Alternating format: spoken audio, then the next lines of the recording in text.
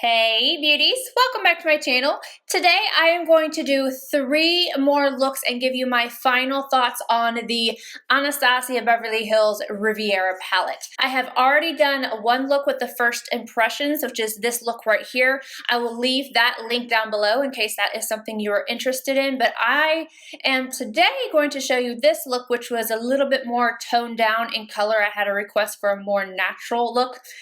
Natural glam. And then I also have this really bright pink and then another more colorful look to show you guys. So if you want to see these looks plus my final thoughts, just keep watching, and I'm going to start off with that bright pink look.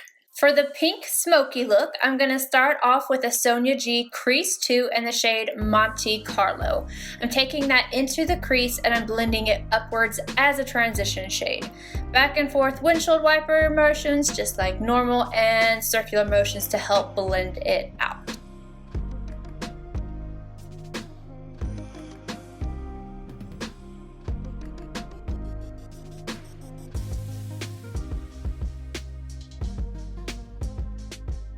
Then I'm going to go in with the Wayne-Goss number 20, and I am taking that shade along the lower lash line, but I'm bringing it down just a little bit because I want this to be kind of smoky.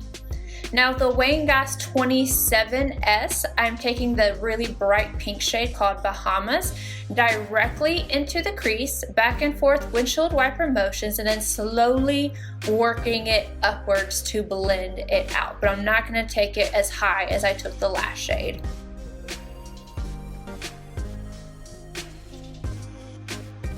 I'm taking the same shade on a Sonia G Pencil Pro to deepen up the lower lash line, but I'm keeping it closer to the lashes and not dragging it down quite as far.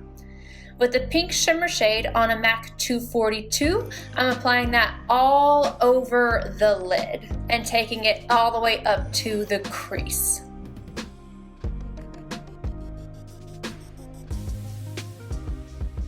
Lastly, I'm taking the shade Estate very lightly on a MAC 242 to the brow arch as well as the inner corner. Then to finish off the look, I use Milk Boss liner for the top inner rim and just mascara.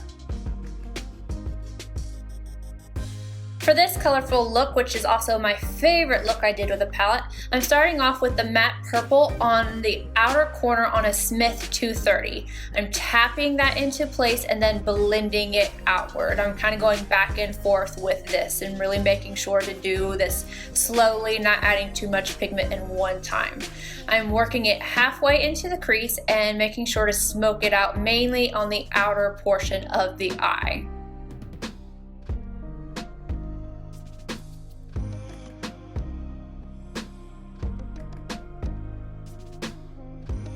On a Wayne-Goss number 6, I'm using the shade Coastline on the front portion of the crease, blending it out, and then I'm also going to blend it into the purple to get a seamless finish.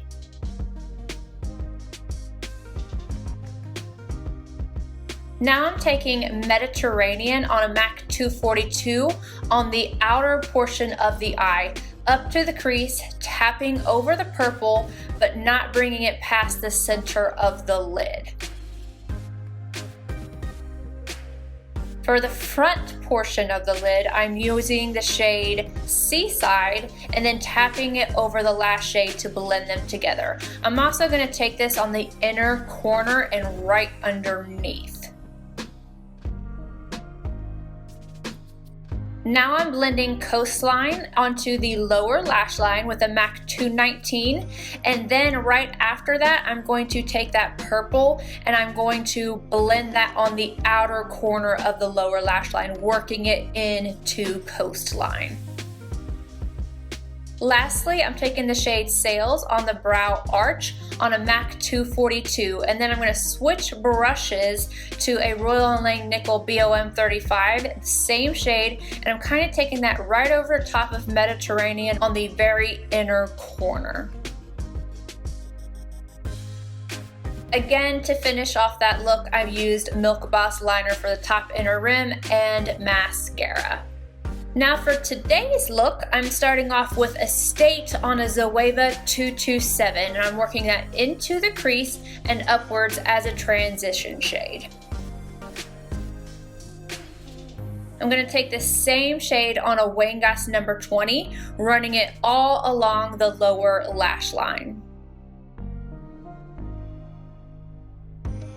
Now I'm going back in with the Zoeva 227 and the shade Coastline to add some depth to the crease, working it upwards but not as high as the last shade we laid down.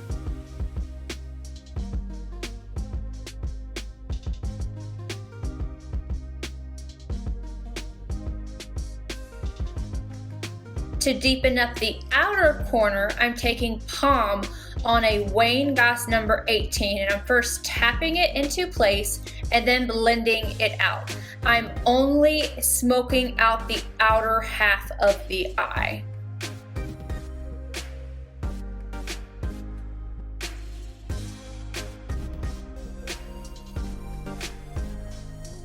For the lid, I'm using the shade Yacht on an Esom W21. I am packing and swiping that shade onto the lid all the way up to the crease and to the inner corner, and then I'm taking the excess over Palm to make them blend together. Now I'm highlighting the brow arch with a MAC 242 and the shade Sails.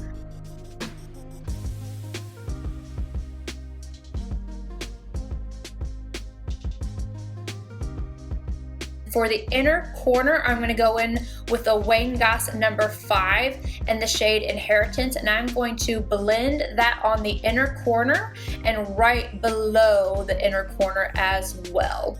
Lastly, I'm using that same brush, I wiped it off, in the shade Coastline, and adding that right up against the lower lashes just to kind of deepen it up more than what the first shade I had down. To finish off the look, I used Whipple Flash Crayon from Linda Hallberg as a wing, and then Milk Boss liner to the top inner rim, and then, of course, just mascara. Now, really quickly, just in case anybody was curious how I achieved a winged liner with a pencil, all I did was go on the lid with the liner like typical, and then I take an angled brush. This is the number 47 from NARS, and I basically get the product on the brush, I create the wing, and then I just start to fill it in. And if I need to go in, I'll make sure this is really sharp and just get extra color there. But it's super easy. You can do this with just about any type of liner. It just needs to be a little bit more on the creamy side for it to be easier to apply.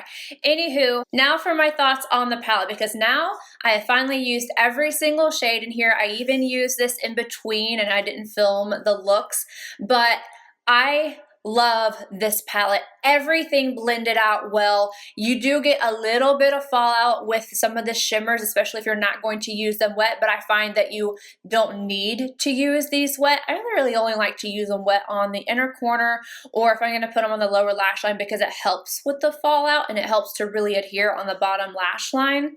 I love the color story in here. Do keep in mind that the pressed pigments are not necessarily eye safe, so if you're sensitive, you need to keep that in mind. These two shades right here did end up staining my eyes. It was just like for one day, and it wasn't anything major because I used concealer to cover up and then putting shadow on top anyway, but everything blended out well. I had no issues with patchiness. I had no issues with anything being hard to blend out. I had no issues with it being too powdery. Like, this is just such a good palette, and for Anastasia to be mainly known for their neutrals, to go in with color like this, they knocked it out of the park. This is going to be one of my go-to palettes for color, and it's just exciting to me. This palette inspires me. Not a lot of palettes do that. Sometimes I look at a palette and I'm like, I don't even know what I want to do with this. But this palette I get inspired by. I just look at it and think of all the different things you could really do with it. This is not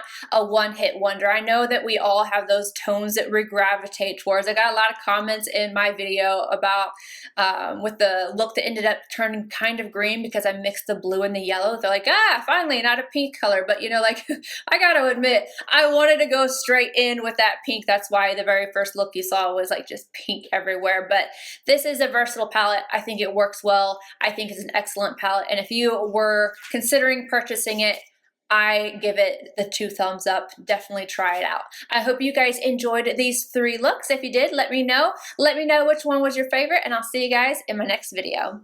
Bye, guys.